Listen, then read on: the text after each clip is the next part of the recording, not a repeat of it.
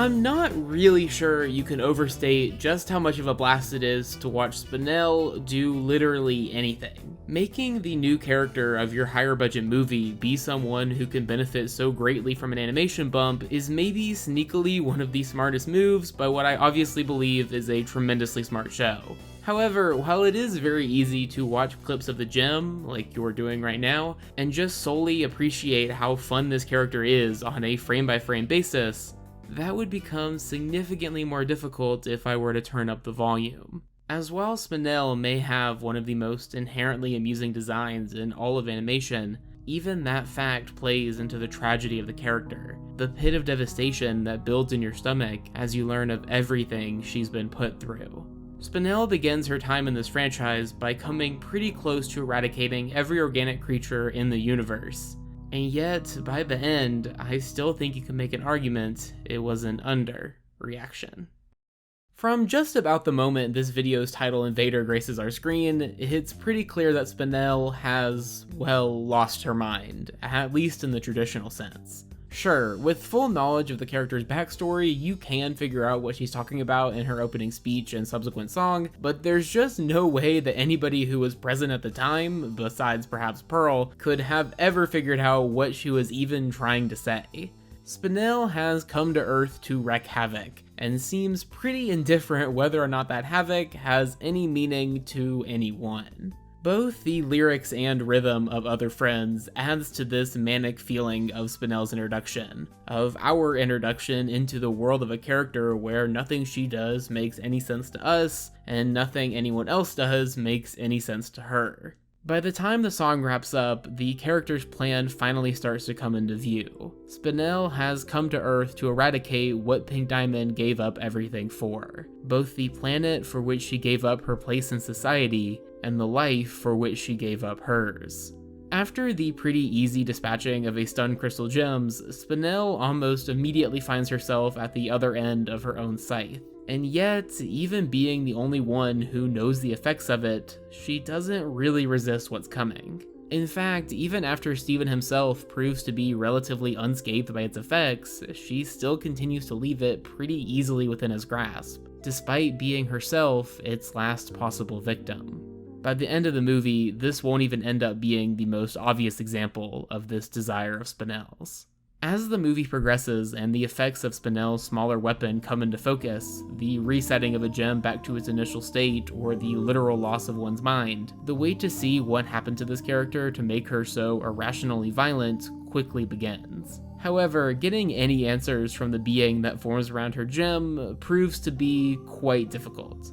And that's where Spinel lives for much of the movie, as a goofy jester that follows Steven and the Gems around as they relive their series-long character growth. Sure, we do get a few moments here and there, such as her freaking out when Steven tries to leave her, that foreshadow a bit of where the character is going, but the movie is very comfortable allowing both its main cast and the audience to somewhat forget about Spinel on a scene-by-scene basis. In retrospect, this is somewhat devastatingly fitting. After what is still a deeply fun movie filled with discussion of some deeply unfun topics, we eventually head to what this feature-length experience has always been careening towards. What the fuck was Spinel's problem? What turned this being designed for careless fun and companionship into someone convinced the solution to her problems in a world that's effectively solved death for her species is to reintroduce a fate that's arguably even worse? The eradication of one's life experiences, of the way one has been changed by those around them. For those who have seen the movie, these questions are not hard to answer. In a series filled with revelations about its protagonist's mother, this may be the toughest one to swallow. Should Rose have told Garnet and Amethyst about her past as a diamond? Sure, but obviously not doing so also had positive outcomes for all involved. Should she have left Bismuth bubbled? No, but also the gem doesn't even make it through her title episode before somewhat justifying that decision. But this, leaving Spinel stranded with an everlasting bit of hope that one day she'll be remembered, while it can be explained as Rose was literally busy saving all life as we know it, it cannot be defended. What happened to Spinel was an act of indifference by the person she had dedicated her life to, a complete reversal from the god of her tiny, decaying universe. it's really kind of shocking how composed Spinel was by the time she got to Earth. As the character transforms back to her state from the beginning of the film, the changes in Spinel's appearance take on new meaning. However, despite thousands of years of this trauma growing greater and greater and greater, nothing to focus on but the space in front of you where you hope she'll reappear, Spinel seems almost immediately fixed. Steven sings a song about finding your place where you belong or whatever, Spinel stops trying to kill him, and everything starts to just wrap up neatly. This is how things usually work in this show, right? Every character a catchy tune away from becoming a new person, one without the trauma and flaws of the version of themselves from mere moments ago. That was certainly the intent of the song, at least. Listening back to Found, while the lyrics may contain the characters singing mostly the same lines about Spinel one day finding some place with somebody where she belongs, it's clear the two aren't talking about the same thing. Steven, of course, means that Spinel will find a new purpose, something to attach herself to in the same way Lapis, Peridot, and Bismuth have after they gave up on trying to kill him. That she'll find a new life with new friends, slowly beginning to work towards a reality where this immensely shitty aspect of her existence doesn't have to define her. Spinel doesn't hear any of that, however. There's a reason that the only line that's sung solely by her switches someday for today, and the someone becoming more than obvious. All this madness, all this violence and devastation spun off from Spinel being angry that Pink Diamond's gem didn't come back to the garden with her. Now, as she looks up with teary eyes, that's all she sees. Unfortunately for Steven, the exhaustion she's put him through doesn't allow him the mental acuity to hide his relief that this situation is finally over. Spinel can move the injector that's put everything he loves in danger, and he can finally get back to his life of bliss and progress, his life without Spinel. When he accidentally spells that out for her, her delusions of a life with Pink Diamond once more begin to shatter, right along with whatever pieces of her mind she had begun to put back together.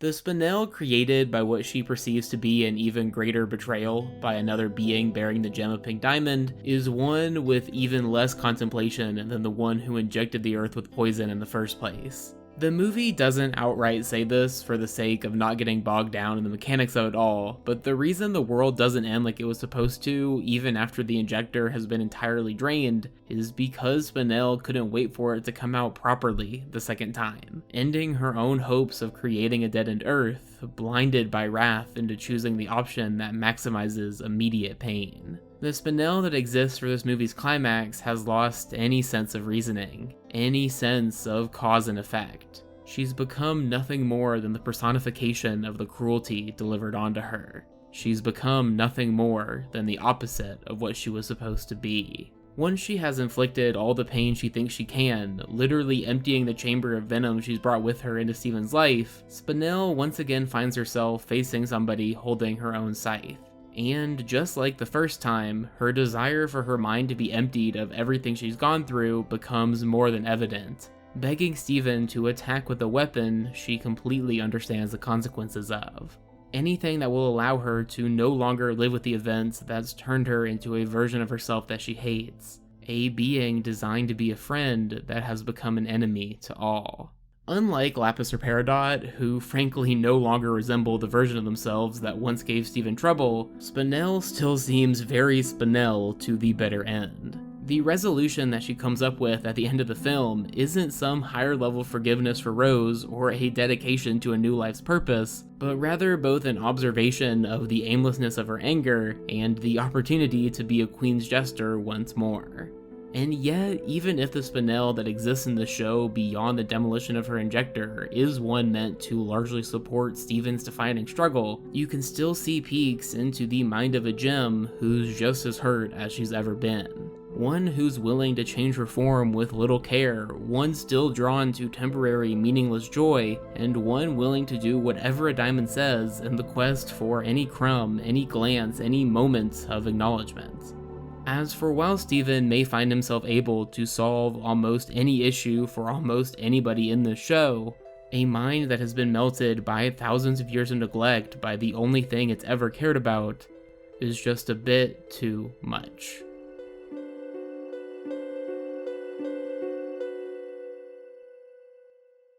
This has been Ample Samuel. Thanks for watching.